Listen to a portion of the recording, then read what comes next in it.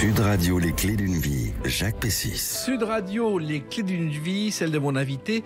Des années de travail vous ont permis de prendre professionnellement de la bouteille. C'est ainsi qu'est né un seul en scène où vous ne poussez jamais le bouchon trop loin. Un spectacle que le public et les critiques considèrent comme un grand cru. Bonjour François-Xavier de Maison. Bonjour Jacques. Alors nous parlerons tout à l'heure de ce spectacle au Théâtre de l'Œuvre où vous évoquez le vin, mais en même temps c'est une promenade dans le temps. Et la promenade dans le temps, on va le faire à travers des dates clés puisque c'est le principe des clés d'une vie. Et la première date que j'ai trouvée, c'est une date importante pour vous, c'est le 15 décembre 2003. C'est le dernier jour de votre première vie. Exactement. Exactement. Je quitte cette première vie de fiscaliste. Je quitte le costume cravate que je ne remettrai plus que pour les cérémonies. Oui. Effectivement, voilà. Et heureux de le quitter. Heureux de le quitter. Bon, c'est le saut dans l'inconnu, hein, on va pas se mentir. Hein. C'est un gros risque que je prends à l'époque, hein, quand même. Mais effectivement, oui, très heureux. Alors, ce métier de fiscaliste, au départ, c'était une tradition familiale, puisque votre père et votre mère sont avocats. Exactement. C'était le droit, la voie logique. Comme dirait Coluche, j'ai fait 5 ans de droit et tout le reste de travers. Et je crois que votre père était spécialisé dans le droit des sociétés et votre mère dans le droit social. Oui, exactement. Et je disais souvent, ma mère passait sa vie à défendre les employés que les sociétés défendues par mon père avaient virés. Non, c'était une caricature, mais c'est vrai qu'ils étaient associés et ils ont travaillé ensemble et ils sont toujours ensemble en couple, donc ça doit être possible. Ouais, exactement. De cohabiter. Ils n'ont pas besoin d'un avocat pour se séparer. Bah, écoutez, pas encore. Alors, il faut savoir aussi que votre père est originaire de Montluçon, je crois. Oui. Et Montluçon, il y a un souvenir particulier, qu'il y a une caserne. Michel Polnareff a fait son service militaire là-bas. Il s'est fait réformer. Il passait pour fou, il m'a raconté. Il faisait de la moto sans moto. Il montait dessus et au bout de 8 jours, ça a marché. Oui, il y a une caserne, exactement à Montluçon. Il y a une grosse caserne, effectivement. Alors, votre mère, elle est originaire de Corse. Voilà. Et ça, le côté corse, vous l'aimez aussi par l'accent et la tranquillité. Oui, exactement. J'aime la Corse. Je disais souvent en Corse, il y a tellement ils ont l'omerta, la loi du silence, et tellement que les psys ont fait faillite. Oui. Monsieur Olmeta, parlez-moi de votre mère. Ma mère, je ne connais pas cette personne. Alors, votre prénom aussi, c'est un hommage à votre grand-père qui était instituteur dans la Creuse, je crois. François-Xavier, exactement. C'est un radical de gauche qui est un notable à l'époque. L'instituteur, c'est un vrai notable. Dans ces petits villages de Creuse, il collectionne les pierres, les fossiles. C'est un homme étonnant qui a beaucoup transmis à mon grand-père. Enfin, mon père, pardon, et donc voilà, je dois avoir un petit peu de lui aussi. Et mon deuxième prénom, c'est Toussaint. Donc pour incarner la Corse. Donc je suis vraiment à cheval sur l'île de Beauté et sur l'Allier. La Creuse, il y a une seule chanson qui existe sur la Creuse. Elle s'appelle La Creuse et c'est Pierre Billon qui l'a chantée. Et même si je sais que jamais ça ne vendra et que Madame Dupont-Durand n'aimera pas. En fait, il chantait que personne n'ira jamais en Creuse parce qu'à l'époque, Monique Lemarcy, directrice des programmes de RTL, allait en Creuse en vacances et que ça surprenait toutes les vedettes du music hall parce qu'il n'y avait jamais un concert en Creuse. Ouais, non mais c'est une région très calme, mais sublime. Sublime. Alors, la tradition familiale, ce sont les études. Oui. Et vous n'allez pas y échapper. François-Xavier de Maison, il y a d'abord Sainte-Croix de Neuilly. Oui. Vous n'êtes pas terrible en maths. Même complètement nul. Et je prends 2 bus pour aller traverser la Seine, puisque j'habite à Asnières-sur-Seine. Oui. Mais mes parents ont dû vouloir me surclasser. Et ils m'ont mis à Neuilly. Et vous réussissez comme un bac littéraire.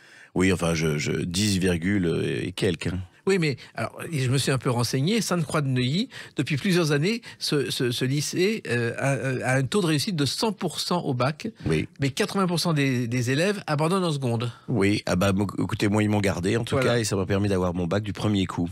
Et ensuite, le lycée Pasteur avec des classes préparatoires littéraires. Alors non, moi je suis allé en fac. C'est la voie logique, je dirais, des gens qui sont dans ces écoles. Mais moi je suis allé en fac à Nanterre. Oui. Et j'ai fait une maîtrise de droit, une maîtrise de sciences politiques, et j'ai passé le concours de Sciences Po Paris que j'ai eu. Voilà. Mais ça veut dire que vous étiez beaucoup plus travailleur qu'à l'école. J'ai fini par m'y mettre. Voilà. J'ai fini par m'y mettre. Et parallèlement à ça, j'étais au cours Florent, classe libre. Alors pourquoi justement mélanger les deux? Bah écoutez, j'avais la passion du spectacle et puis mes parents me disaient que bon, le contrat c'était quand même de faire un peu d'études, quoi, qui m'avaient quand même accompagné jusque-là, soutenu, financé. Oui. Ils voulaient que je dirais que je plante un peu le drapeau de la réussite familiale, scolaire en tout cas. Donc et puis voilà, donc je me rappelle qu'au concours de Sciences Po, j'avais cité dans l'épreuve de culture générale, j'avais cité que des pièces de théâtre, que des extraits de pièces de théâtre. Et j'avais une excellente note. Voilà. Oui, car dès que vous étiez dans une salle de théâtre, vous étiez heureux. Oui, le théâtre, à la fois le métier et le lieu m'ont toujours profondément inspiré, quoi. J'ai adoré accompagner mes grands-parents avec les cheveux bleus et les cheveux mauves, aller voir des pièces de boulevard ou aller à la Comédie Française. J'adorais sentir les parfums un peu capiteux des femmes, les trois coups, la sonnerie, tout ça. Ça m'a toujours bouleversé et plus tard, je réaliserai ce rêve d'avoir mon propre théâtre. Mais Au théâtre ce soir était un classique. Ah, j'adorais ça. Je crois que c'est Au théâtre ce soir qui m'a donné envie de devenir comédien. J'adorais cette ambiance des retransmissions aussi. Avec ma grand-mère, on regardait ça en Creuse, justement. J'adorais ça, ces décors. Je me disais, mais qu'est-ce qu'il y a derrière? Qu'est-ce que tout cet imaginaire que c'était formidable avec le théâtre parce que on suscitait l'imaginaire des gens, on faisait appel à leur imagination, à leurs rêves. Et aujourd'hui, j'ai l'impression qu'on nous mâche un petit peu tout, voilà. Mais il y avait aussi un trafic de places pour Au théâtre ce soir. On y assistait gratuitement, à condition d'être à la retraite ou d'avoir un contrat avec la sécurité sociale. Et il y avait des gens qui trafiquaient des places pour aller assister le jeudi aux enregistrements. Aux enregistrements, Oui. il paraît que c'était assez fatigant pour les acteurs parce qu'ils en enregistraient 2, je crois. En fait, on en répétait 3 en même temps. C'est ça. Il y avait 3 lieux et il fallait en tourner une par semaine. C'est ça, mais moi j'ai adoré. Qu'est-ce qu'on a pu rire devant ces pièces de théâtre. Alors un jour, il a fallu faire un choix, et vous avez fait un choix, vous le dites vous-même, François-Xavier de Maison, par lâcheté. Oui, en tout cas, j'avais la trouille de ce métier. Voilà, j'avais la trouille de devenir acteur. J'avais 23 ans et 25 ans et j'ai eu la trouille de me lancer tout de suite. Oui. Oui. Et puis donc vous êtes rentré dans un cabinet qui s'appelle Landwell et Associés. Oui. Et le cabinet d'avocat initial, c'est Prince Waterhouse Coopers. Alors là, oui, alors Price Waterhouse Coopers, Sir Jacques. Oui, l'anglais, je suis nul. J'ai déjà du mal à parler en français. Alors, il s'est trouvé que ce cabinet est né en 1854. Il s'est établi en France au lendemain de la Première Guerre mondiale pour reconstruire le pays. Et ben voilà. Écoutez, vous me l'apprenez. Donc, vous arrivez à Paris et puis vous allez vous retrouver. Au départ, ça marche très bien. Vous êtes un bon... Oui, enfin, j'ai un costume cravate. Voilà, je suis marié et j'ai des horaires de bureau. Voilà. Je travaille beaucoup parce que c'est des structures quand même qui sollicitent leurs collaborateurs. En fait. Vous êtes bien noté. Oui, je suis plutôt bien vu. Moi, je pars du principe que quand je fais quelque chose, j'ai envie de le faire bien. Donc, là, c'était de l'audit, des comptes, de la fiscalité. Alors, je l'ai bien fait. Puis, je faisais un peu marrer mes collègues à la machine à café. Donc, voilà. Et un jour, on vous envoie à New York. Voilà. Comme je suis bien noté, on m'envoie à New York. Et parce que vous savez sans doute, selon le principe que changement de pré réjouit le veau, Oui. je me suis dit ça va être mieux ailleurs, ça va être plus sympa, c'est plus rigolo. Et donc je réalise ce rêve d'aller vivre à New York. Et là c'est une année incroyable qui démarre sur les chapeaux de roue avec ce rêve américain incarné. Et très vite, le 11 septembre 2001 qui vient mettre un coup d'arrêt à mon rêve américain, on va dire. Oui. Vous l'avez vécu, je crois, dans le métro. Oui, je me suis levé le matin, il y avait un grand ciel bleu sur Manhattan, et puis je suis rentré dans un métro, et c'est dans une galerie marchande au Rockefeller Center, qui est au centre de Manhattan, j'habitais dans le sud, que j'ai vu des images sur les télés. J'ai cru que c'était un film de Bruce Willis, Piège de cristal, ou tellement ça paraissait surréaliste. Et puis j'ai été gagné par cette journée, enfin je dirais totalement surréaliste. On était tous dans un état de panique, de torpeur. Cette fumée noire, ces gens qui remontaient du sud de Manhattan, tels des zombies. Non, ça a été une journée qui m'a marqué à vie et qui a, je pense, été le déclencheur d'un processus de remise en question. Ça a été un choc cathartique qui m'a fait mesurer la fragilité de l'existence d'abord et qu'ensuite je n'avais pas peut-être trouvé ma place encore et que ma place était ailleurs que dans un bureau. Voilà. Alors vous n'avez pas cédé à la panique quand même comme d'autres personnes.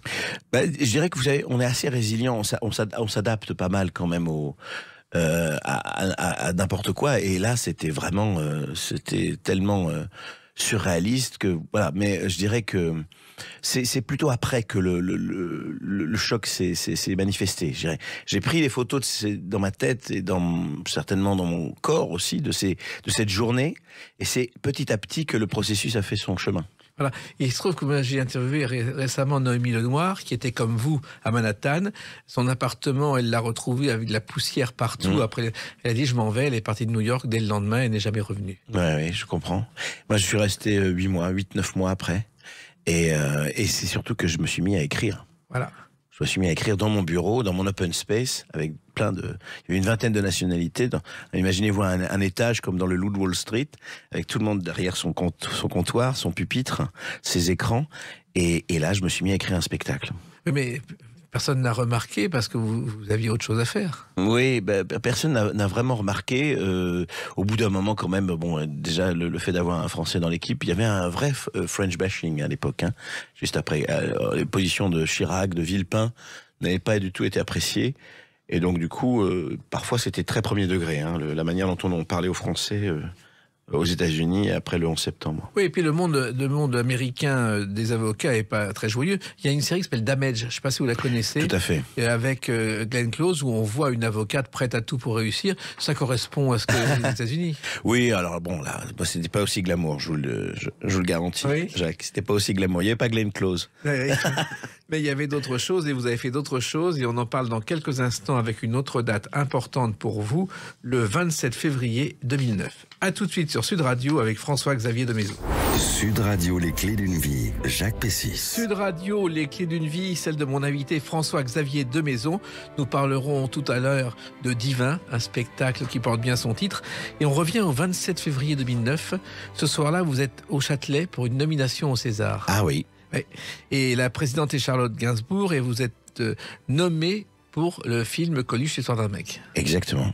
Et c'est un soir émouvant pour vous ? Très impressionnant. C'est-à-dire que moi, je donne ma démission, vous l'avez rappelé, en 2003. Et pratiquement 5 ans après, je suis nommé au César du meilleur acteur. Oui. C'est pas meilleure révélation, meilleur second rôle, c'est meilleur acteur. Donc c'est assez vertigineux. Hein. Alors, on va raconter comment ça s'est passé, mais il faut savoir que ce soir-là, c'est Vincent Cassel qui a eu le prix pour Mesrine. Et tout à fait mérité, d'ailleurs. Non, comme j'ai dit en sortant à ma femme, je suis agréablement déçu. Voilà. C'est une belle formule. Et il faut dire que Mesrine avait un ami d'enfance qui parle souvent de lui, qui était Jean-Jacques Debout. Exactement. Ils faisaient les chœurs ensemble dans une école. Eh ben écoutez, comme quoi. Alors, il se trouve que le maître de cérémonie est Antoine Decaune. Oui. Donc, c'était un peu normal que vous ne soyez pas l'heureux élu. Vous croyez ? Oh, je sais pas.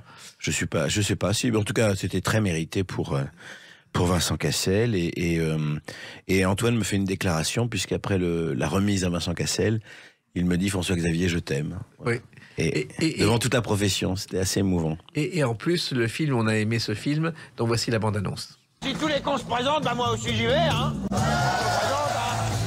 Faut pas que tu rates ton entrée en scène. Alors, Coluche, l'histoire d'un mec, c'est né parce qu'un soir, Antoine Decaune vous a repéré au théâtre, François-Xavier de Maison. Oui, il vient me voir, je joue à la Gaîté Montparnasse depuis 1 an. C'est vrai que le spectacle commence à faire un petit peu parler de lui. Mais je ne suis absolument pas bankable, comme on dit, comme disent les producteurs de cinéma. Et à l'époque, effectivement, il doit m'imposer. Il doit soutenir, argumenter ma candidature, c'est le cas de le dire, puisque c'est la phase de la vie de Coluche qui parle de l'élection présidentielle. Oui, et en même temps, il vous a repéré dès les premières secondes, il a dit, c'est lui. Je crois que c'est son directeur de casting qui vous a envoyé. Michael Laguens, on peut lui rendre hommage, parce que c'est vrai que ce rôle a changé ma vie. Voilà, parce que vous avez quand même fait des essais.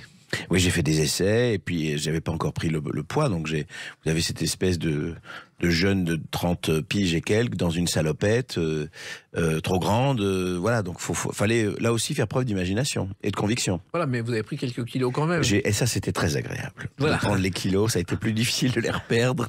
En mangeant, en buvant. Entrée, plat, fromage, dessert, livre d'or. Voilà, exactement. Et Coluche, il faut savoir, moi je me souviens à ses débuts, il n'avait pas de salopette qui cherchait son style. Et la voix qu'on connaît, il ne l'avait pas au début. Je l'ai croisé plusieurs fois et il cherchait justement sa voix dans tous les sens du terme. C'était un personnage étonnant. Vous ne l'avez pas rencontré ? Non, puisque moi, quand il meurt, il Il meurt en 86 et moi j'ai 13 ans. Oui, et vous aviez vu ses sketchs? Non, même pas. J'avais vu ses sketchs avec mon père, j'avais beaucoup apprécié. Oui. Alors, vos débuts avant Coluche, c'est la figuration. Et curieusement, parce qu'on vous imagine mal dans cette situation, François-Xavier de Maison, c'est le hip-hop. Ah oui, alors ça c'est marrant, mais tout début. Effectivement, je suis ami avec Jean-Gabriel Bix qui réalise des clips pour Cool Chain, pour Kélia, et qui me dit, écoute, j'ai besoin d'un chef de d'un directeur de label musical, j'ai besoin d'un homme de ménage. Et moi j'étais ravi de faire ça, parce que je tournais, je voyais le plateau.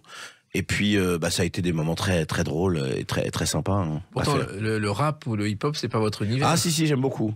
Enfin, c'est pas mon univers, sur le papier, mais j'aime beaucoup. Moi, j'ai beaucoup de curiosité pour plein de genres de musique. Donc, j'adore le rap. J'ai quand même été biberonné à NTM, à YAM, tous ces groupes qui ont vraiment marqué le rap français. Voilà, Cool Chain, d'ailleurs, c'est le fondateur de NTM. Oui. Et moi, au Figaro, je me souviens, notre gars qui était de placer NTM dans les articles, sans mettre ce que c'était à l'époque, parce que ça faisait scandale et on ne connaissait pas. Et ça passait, les lecteurs ne remarquaient pas. C'était un bon moment. Alors, il y a aussi d'autres films. Il y a, je crois, qu'une demi-douzaine de films où vous apparaissez avant Coluche, dont Disco. Oui, il y a eu... juste avant Coluche, ouais, c'est ça. C'est des petits rôles à chaque fois. Des petits rôles, et puis, mais bref, mon premier rôle principal, c'est Coluche. Et le départ du théâtre, c'est la tirelire, vos économies, que vous cassez 5 000 € pour débuter dans le spectacle. Oui, ça a à peu près coûté ça. Jacques Bertin, le directeur du théâtre du Gymnase, me prête la salle.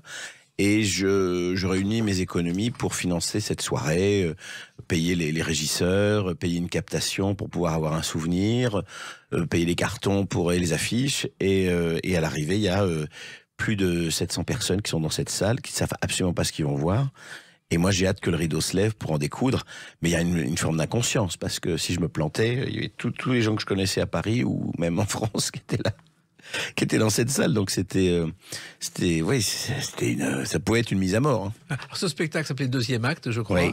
Et pourquoi avoir pris ce risque, alors qu'on débute dans les petites salles, d'avoir tout de suite voulu une grande salle de 800 places? Je ne sais pas. Je crois que je voulais en découdre, certainement. Bon, il aurait été directeur du Point Virgule, Jacques Bertin, peut-être que j'aurais fait ça au Point Virgule, oui. Mais bon, il y avait le gymnase, je me suis dit, allez, je vais le remplir. Mais je pense qu'il y avait vraiment une forme d'inconscience. Hein. Et en même temps, ce spectacle, vos professeurs vous ont aidé au départ à le mettre en scène. Oui, Xavier Florent, mon professeur de théâtre au cours Florent, m'a aidé m'a vraiment mis en scène. C'est lui qui m'a mis en scène cette première mouture du spectacle. Et dans la salle, ce soir-là, le 2 décembre 2002, puisque vous aimez les dates, eh bien, il y a Samuel Le Bihan qui décide de me produire. Oui, il est là, il a le coup de foudre pour vous. Oui, un coup de foudre artistique et amical, plus tard. Et ça va devenir une aventure qui dure encore, puisque je suis le parrain de sa fille, c'est le parrain de la mienne. Il m'a présenté mon metteur en scène, mon co-auteur Michael Quiroga, et je lui dois beaucoup à Samuel. Alors, et ce spectacle, il faut le savoir, vous faisiez 20 personnages à vous tout seul, ce qui n'était pas si courant à l'époque. Non.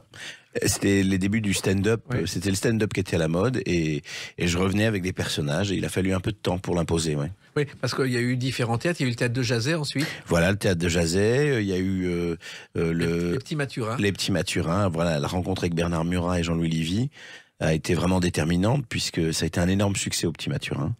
On a enchaîné sur le Petit Montparnasse, et ensuite Louis-Michel Collat, qui nous programme à la Gaîté Montparnasse pendant 2 ans.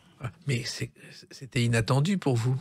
Ça a été très rapide, et je dirais, ça a été, je l'ai vécu de manière assez naturelle, mais voilà, je m'en souviens avec émotion de ces moments-là, parce que tout était nouveau, tout était cadeau, quoi. Tout était en plus, tout était bonus, donc il y avait quelque chose de très, très jouissif à le vivre. Et vous ne regrettiez pas d'avoir perdu des années à faire de la finance? Je me suis dit que, je me le dis encore, que si j'avais pas fait ce petit crochet, peut-être que mon parcours aurait été très très différent. Oui, parce qu'en plus, finalement, ce crochet et ces études, ça vous a donné une rigueur qui a peut-être servi dans le spectacle. Sans doute, et puis plus tard pour mes autres activités. Voilà, ça on va en parler. Alors, il se trouve que ce spectacle a changé de titre plusieurs fois, c'est assez curieux. Oui, parce que c'est le premier, alors on se cherche un peu, on affûte, voilà. Alors, le spectacle s'est appelé A Story pour les gens qui believe in dreams. Oui. C'est-à-dire c'est du franglais. Voilà, exactement, c'est un mélange des deux. Là aussi, c'était nouveau, ça n'existait pas. Non. Et pourquoi c'est venu comme ça? Parce que c'est une idée qu'on a eue comme ça, un peu. Alors, et je sais que le terme franglais, je ne sais pas si vous le savez, François-Xavier de Maison a été créé en 1955 par un journaliste du quotidien de Buenos Aires qui s'appelait André Rigaud. Il l'a utilisé pour la première fois. Et ensuite, c'est Maurice Rat dans Les Potins de la grammaire, dans France Soir, qui a utilisé ce mot et qui est entré ensuite dans le langage courant. Avec un livre d'Étiample, voilà. Écoutez, merci. Mais là aussi, vous avez été copié, car les stand-up avec plein de personnages ou le franglais, beaucoup de gens l'ont fait après vous. Écoutez, c'est vous qui le dites. Mais... Et il y a aussi l'évolution du spectacle. C'est-à-dire que vous étiez un garçon timide au début, François-Xavier. Oui, alors je crois que derrière chaque humoriste, il y a quand même une forme de timidité ou une forme de... oui, il y a quelque chose à régler avec le silence, avec le groupe. Voilà, quand on prend en charge cette envie de faire rire les autres, quand on monte sur scène seul, devant 800, 2000 personnes quand on fait l'Olympia, je pense qu'il y a quelque chose à régler avec l'enfance ou une timidité, appelons ça timidité. Oui. Ou une réserve par rapport à la vie un petit peu tranquille. Oui, en tout cas, il y a quelque chose d'un peu psychanalytique, je dirais. Et finalement, vos parents étaient ravis de ce changement d'activité ? Ils ont été bienveillants, ils ont été tout à fait... je pense qu'ils ont été très inquiets, mais ils ont été suffisamment délicats et aimants pour ne pas me le dire. Et puis, il y a aussi L'Arbre de Joie, une pièce où vous avez joué, et on a dit que vous deveniez une valeur sûre de l'humour de composition. Alors, L'Arbre de Joie, c'est la pièce avec François Berléand. Oui. C'est ma première pièce de théâtre. Et je me souviens que je suis... Louis-Michel Collat, qui est directeur de théâtre, on me propose cette pièce qu'il a coécrite avec David Kayat. C'est l'histoire du cancérologue David Kayat. Et il veut garder le spectacle One Man Show. Donc, il me fait jouer à 21h30 le One Man Show, ou même 22h. Il me fait jouer à 19h la pièce de théâtre avec Berléand. Donc j'avais de bonnes journées, je peux vous dire. Voilà. Mais il y en a eu d'autres aussi compliquées. On en parle avec d'autres dates, et une en particulier le 22 juin 2016. A tout de suite sur Sud Radio avec François-Xavier de Maison. Sud Radio, les clés d'une vie, Jacques Pessis. Sud Radio, les clés d'une vie, mon invité François-Xavier de Maison. Avant de parler du Théâtre de l'Œuvre et de Divin, la pièce que vous jouez actuellement, on revient au 22 juin 2016, la sortie d'un film dont voici la bande-annonce. Comment t'as fait pour te foutre dans une merde pareille ?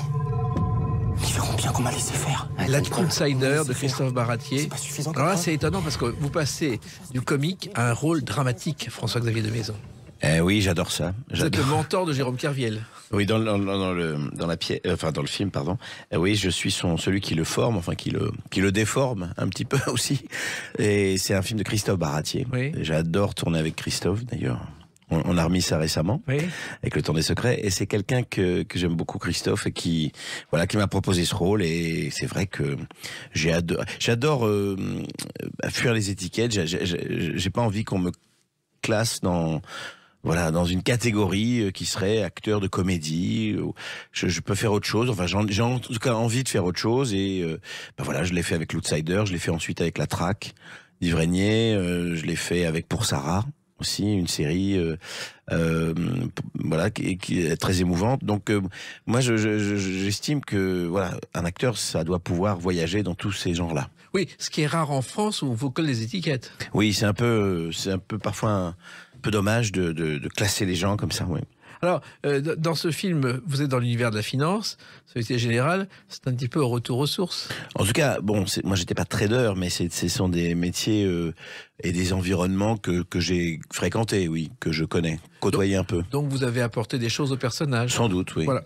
Mais c'est drôle de se retrouver dans un tel univers quelques années après. Oui. Et cette affaire de la Société Générale, qu'est-ce que vous en pensiez ? Oh là là, je sais même plus. En tout cas, je sais que l'histoire, le film de Christophe est bien parce qu'il évite tous les écueils. Exactement, et il y en a beaucoup.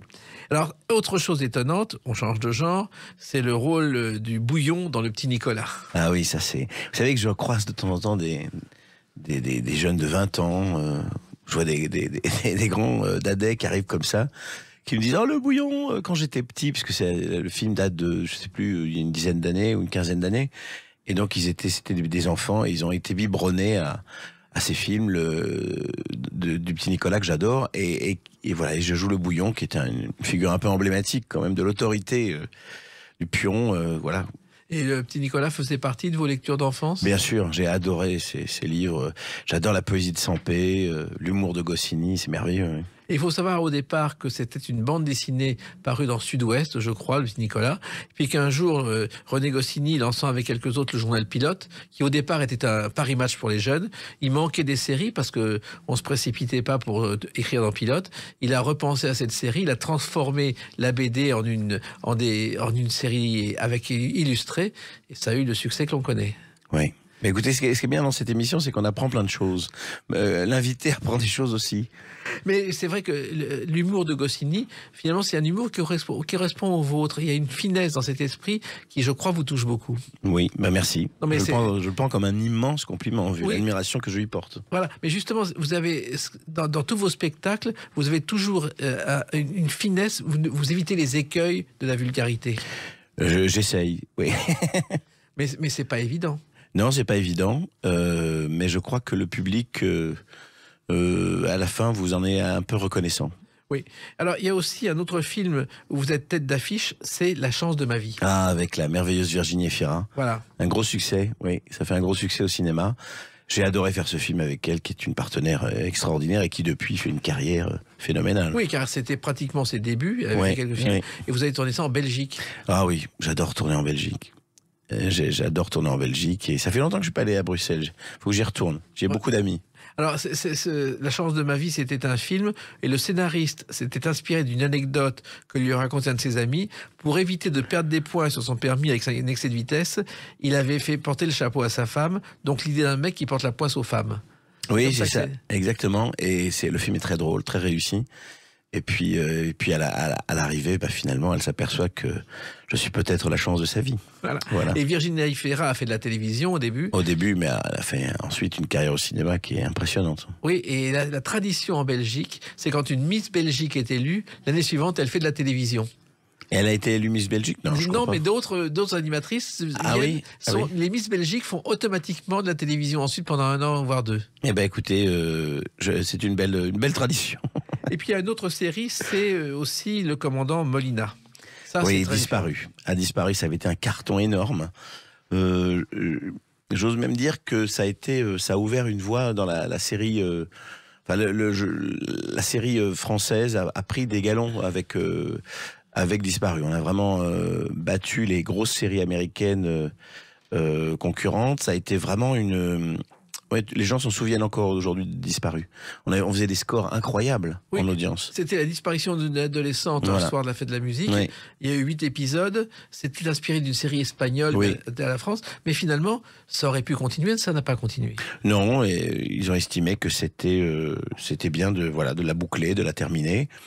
Moi, j'en garde un merveilleux souvenir de cette série et on avait un très très bon accueil critique des spectateurs. On avait été élu même série préférée de l'année des Français. Donc ça a été vraiment une belle étape aussi. Oui, et en même temps, le public a réclamé une suite qui n'est jamais venue. Oui, comme pour Quadra, la série que j'avais produite sur M6, les gens m'avaient réclamé une suite. Après, c'est pas souvent c'est rarement les acteurs, les producteurs qui décident, ce sont les diffuseurs. Bien sûr.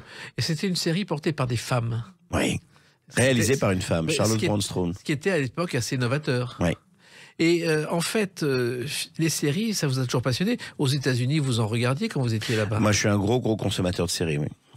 J'aime beaucoup les séries et je trouve que c'est pour un acteur merveilleux de pouvoir installer un personnage sur 8 heures. C'est de raconter une histoire sur 8 heures, c'est merveilleux. Mais vous en avez produit aussi J'ai produit des films, des séries. J'ai produit Le Maître d'école, mon maître d'école, sans doute en hommage à François Xavier. Oui. Cet instituteur de la Creuse. C'est un instituteur d'Alès qui part à la retraite. C'est un très beau film, mon maître d'école, un documentaire. Et puis j'ai produit Quadra, la série Quadra, et récemment, à mon tour, sur France 2, avec Isabelle Gélinas, François Berléand, Michel Jonas, Walidia. C'est un homme politique qui trompe sa femme et elle va se venger, elle va se présenter contre lui. On a là aussi une très très belle audience, un très bel accueil. Mais là aussi, pour trouver les séries, pour avoir le feeling, pour trouver les auteurs, les réalisateurs, c'est un travail complémentaire qui normalement prendrait une journée. En tout cas, Vous faites ça au milieu du reste. Je fais ça au milieu du reste, mais c'est très agréable aussi de de se faire des rôles sur mesure, de raconter les histoires qu'on a envie de raconter, de choisir les gens avec qui on a envie de travailler. C'est un vrai luxe. Oui, mais en même temps, ça demande beaucoup de travail.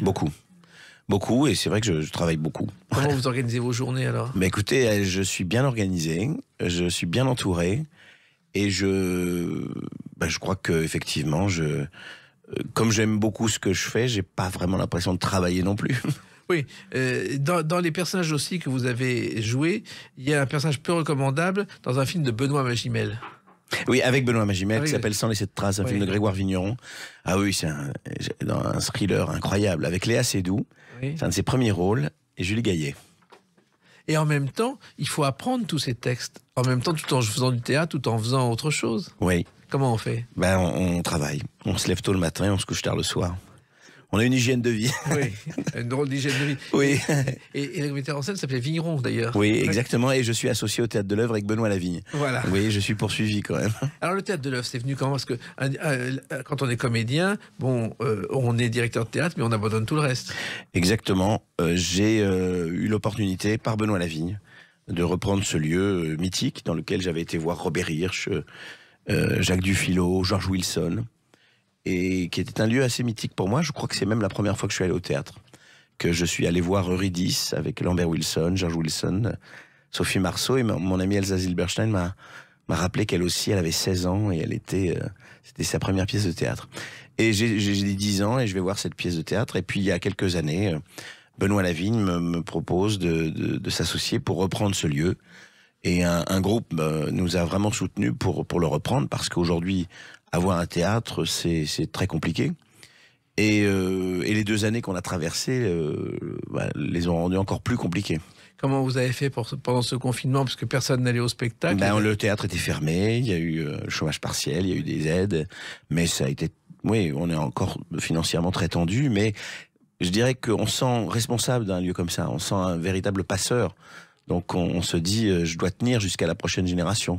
Oui, et surtout, vous êtes un comédien, donc vous connaissez le théâtre, ce n'est pas le cas de tous les directeurs, c'est-à-dire que vous êtes le mieux placé pour diriger un théâtre dans la tradition du genre. En tout cas, c'est un vrai bonheur, un grand honneur. Et c'est vrai que c'est la première fois depuis 6 ans que j'ose fouler les planches de mon théâtre. Et c'est une émotion qui est double. En plus, les gens sont au rendez-vous. On joue à guichet fermé, donc il y a quelque chose un vrai rendez-vous très émouvant, et qui me fait aussi voir le théâtre de l'intérieur. J'étais directeur, je programmais les autres pendant 6 ans avec Benoît, avec Kim, qui nous aide à diriger le théâtre. Et là, pour la première fois, je suis backstage avec mes techniciens, c'est extraordinaire. Oui, alors justement, on va en reparler, mais moi, ce qui me fascine, c'est que vous êtes comédien, donc vous comprenez les autres comédiens, ce qui n'est pas le cas de tous les directeurs de théâtre qui, à 6 heures, ont fini leur journée. Vous êtes là le soir, vous saluez les comédiens, c'est un privilège en même temps pour eux. Et écoutez, oui, je ne sais pas, mais en tout cas, on a voulu tout faire pour que les gens et les artistes se sentent bien accueillis, à la fois les spectateurs et à la fois les artistes qui passent au Théâtre de l'Œuvre. On a même un petit bar très convivial en dessous, avec de quoi grignoter, de boire du très bon vin. On y revient. Oui, mais en même temps, je me souviens d'Albert Wilmetz, d'Yvonne Printemps, qui dirigeaient des théâtres en permanence parce qu'ils savaient. Et aujourd'hui, est-ce qu'on n'a pas l'impression que quelquefois le théâtre est une affaire d'argent et plus du tout une affaire de spectacle? Écoutez, en tout cas, en ce moment, les théâtres n'en gagnent pas beaucoup d'argent, parce que je crois que le public n'est pas complètement revenu dans les salles. C'est valable aussi pour le cinéma. Il y a quelques spectacles qui marchent très fort en ce moment, comme Berlin, je crois les producteurs, et c'est vrai que mon spectacle, j'ai la chance aujourd'hui, rempli bien, mais c'est devenu assez compliqué. J'ai l'impression qu'une partie de notre public n'est pas encore revenu dans les salles. Oui, et alors, comment faire pour le faire revenir? Bon, outre la clé des spectacles, il faut presque les rassurer, il faut presque faire quelque chose pour ça. Les rassurer, en tout cas, je crois qu'aujourd'hui, il a été prouvé que les lieux sont relativement sûrs du point de vue sanitaire. On est quand même, j'ai l'impression, sur la fin de toute cette angoisse. Et peut-être aussi proposer des bons spectacles. Oui. Je pense qu'il y a beaucoup de gens qui ont été déçus, qui sont ennuyés au théâtre. Et puis c'est très cher, parfois. Peut-être revoir la manière d'aborder le théâtre pour les jeunes, voilà, c'est peut-être ça. Ça, c'est l'ancien avocat, homme de finance. Je sais pas, mais on a aussi beaucoup bradé les prix sur les plateformes de billetterie. Donc voilà, je crois que il y a un équilibre à retrouver dans tout ça. Voilà. Et je sais que vous allez vous y atteler entre deux films, entre deux pièces, entre deux spectacles, dont celui dont nous allons parler tout à l'heure, dans quelques instants, avec une autre date, le 11 février 2022. A tout de suite sur Sud Radio avec François-Xavier de Maison. Sud Radio, les clés d'une vie, Jacques Pessis. Sud Radio, les clés d'une vie, celle de mon invité François-Xavier de Maison. À toutes vos activités, vous ajoutez celle de comédien. Vous revenez aux sources avec un seul en scène. Le 11 février 2022 a démarré Divin, DIXVINS, un spectacle dans lequel vous avez investi en achetant, outre le décor, des bouteilles de vin. Alors effectivement, ça part de cette passion pour le vin que j'ai depuis plusieurs années. Mais c'est un vrai prétexte, le vin. Ça n'est qu'un prétexte pour voyager dans le temps. Voilà, je retrouve 10 bouteilles et je me raconte à travers ces 10 bouteilles qui ont marqué ma vie. Ces 10 émotions qui vont remonter à la surface. C'est une machine à remonter le temps, en fait. Oui, mais le vin, pour vous, les années sont liées à des souvenirs ? Oui, je dirais que certains, ça va être une chanson. Ça va être la bande originale d'une vie. Oui. Aujourd'hui, voilà, moi je me souviens de l'année, de ce que j'y ai fait cette année-là, des gens avec qui je les ai bu, des gens qui les ont fait. Oui. C'est une équation à plein d'entrées, en fait. Et ce qui est étonnant, c'est que votre première télé, vous l'avez fait avec Daniel Picouli. Oui. Et il vient de publier un livre sur le vin. Tout à fait, qui m'a envoyé, gentiment dédicacé. Ce cher Daniel, quel merveilleux écrivain. Et puis on a cette histoire. Il m'a permis de faire ma première télé. Dans Thé ou Café. Exactement, c'était émouvant. Très émouvant. Vous avez repéré et vous avez dit... mais c'était d'une générosité incroyable d'avoir fait ça d'ailleurs. Oui, mais il est généreux. Alors, le vin, la passion du vin est née. Et je crois que votre premier grand souvenir, c'est le bac que vous avez réussi et où vos parents vous amènent au Grand Véfour. Oui, il m'emmène dans un grand restaurant, il casse la tirelire et il m'emmène dans... Voilà, c'est une scène du spectacle, il m'emmène dans un grand restaurant et moi je suis complètement survolté. Et ils me font goûter le vin, donc je bois un verre, 2 verres, et puis au bout d'un moment, je suis complètement pompette. Et vous savez, le Grand Véfour, c'est un restaurant historique où vous avez des noms de tables. Les tables portent le nom des célébrités qui l'ont côtoyé. Toutes les figures de l'histoire sont passées au Grand Véfour, de Cocteau à Napoléon, passant par Victor Hugo, Colette. Et donc du coup, j'ai rêvé que ce garçon de 18 ans, finalement, se met à voir ces personnages qui prennent vie devant lui. Et ça fait une scène assez drôle et assez poétique. Et ce restaurant, le Grand Véfour, Jean Cocteau était un habitué. Il habitait au premier étage, juste à côté, au 36 rue Montpensier. Et le cuisinier à l'époque était le premier cuisinier de la télé, Raymond Oliver. Qui a fait Art et magie de la cuisine. Tout à fait. Ancêtre des émissions de télé. Exactement. Et je conseille à nos auditeurs d'aller voir sa recette des crêpes, où je crois qu'il déverse à peu près 8 litres d'alcool dans sa pâte. Alors, une autre époque. Voilà. Et en même temps, l'émission était en direct. Et après l'émission, le personnel se ruait pour manger tout ce qui avait été confectionné. Oui, c'est vrai. La première émission de télé, c'est Raymond Oliver, exactement. Et donc, la passion du vin est née à ce moment-là ? Je crois, oui. Peut-être un peu plus tard, peut-être vers 25 ans, 23, 25 ans. C'est surtout les tournées, moi, qui m'ont vraiment... fait rencontrer les vignerons, j'ai compris leur passion, leur savoir-faire, leurs enjeux, et je suis profondément touché par les vignerons. Oui, c'est-à-dire que vous avez appris à goûter, vous avez appris le vocabulaire du vin qui n'est pas simple. Non, c'est pas. Et puis plus on boit, plus on goûte, plus on s'aperçoit qu'on ne sait rien. Hein. C'est un peu comme la philosophie. Mais ces rencontres avec les vignerons, ça s'est passé comment ? C'est une envie, un désir, ou ce sont eux qui sont venus vers vous ? Oui, un peu des deux. C'est un cercle vertueux. Je dirais que quand les gens réalisent à quel point vous êtes amateur, ils ont envie eux aussi de donner, de partager. Il y a beaucoup de générosité chez les vignerons. Et voilà, c'est vraiment aujourd'hui, c'est devenu une vraie passion. Oui, mais c'est venu encore une fois petit à petit, avec les années, à tel point que vous avez décidé vous aussi de faire votre vin. Exactement. Depuis 4 ans, c'est mon 4e millésime avec Dominique Laporte, meilleur ouvrier de France, meilleur sommelier de France. On s'est rencontrés dans le Roussillon, qui est la région de ma femme, figurez-vous. Ma femme Anaïs, qui est catalane, de Thuir. Et donc, on a acheté une maison à Thuir. Et je me suis dit, allez, il faut rendre hommage à ce terroir extraordinaire. Et Dominique m'a dit, alors faisons notre vin. Voilà. Mais c'est encore beaucoup de travail en plus. Aussi. Voilà. Et je crois que vous faites 10 000 bouteilles de blanc ou 5 000 de rouge ou l'inverse. Et l'inverse, Voilà. exactement. Mais vous avez, vous avez les bons chiffres. Et faire son vin, ça demande aussi une certaine connaissance assez particulière. Alors Dominique m'aide beaucoup. Il est vraiment celui qui porte la connaissance technique. On est aussi on est bien entouré.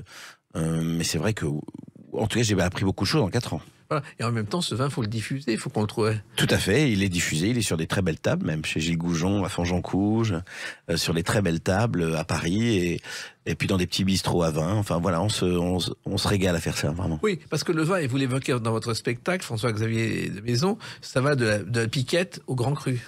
Oui, il y a un vin pour chaque heure, d'ailleurs.